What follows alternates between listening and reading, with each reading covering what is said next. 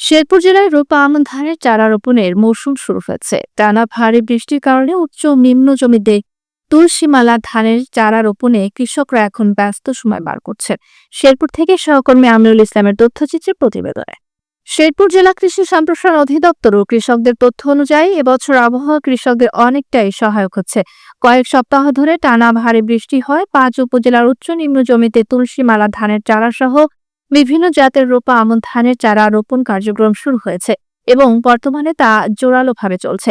কৃষকরা জানান, বৃষ্টির কারণে জমিতে জলাবদ্ধতা সৃষ্টি হয়, চারা রোপণের খরচ অনেকটাই কমেছে।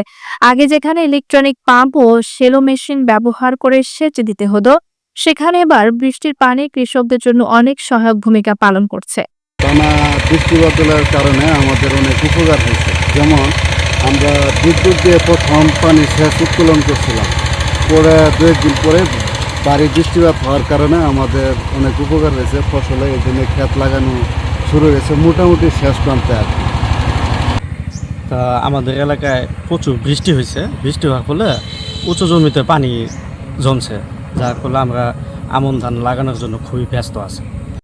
শেরপুর জেলা কৃষি সম্প্রসারণ অধিদপ্তরের অতিরিক্ত উপপরিচালক কৃষিবিদ হুমায়ুন কবির বলেন, এবছর শেরপুর জেলায় রোপা আমনের লক্ষ্যমাত্রা নির্ধারণ করা হয়েছে 93,720 হেক্টর। ইতিমধ্যে প্রায় 25,000 হেক্টর জমিতে রোপণ সম্পন্ন হয়েছে। আবহাওয়া যদি অনুকূলে থাকে তবে আগামী 2-3 সপ্তাহের মধ্যে রোপা আমন রোপণ সম্পূর্ণ হওয়ার আশায় রয়েছেন। শেরপুর জেলায় রোপা আমনের লক্ষ্যমাত্রা নির্ধারণ করা হয়েছে 93,720 হেক্টর জমিতে। ইতিমধ্যে প্রায় 25,000 হেক্টর জমিতে রোপণ সম্পন্ন হয়েছে এবং বর্তমানে রোপা আমন আবাদের জন্য আবহাওয়া খুবই অনুকূলে।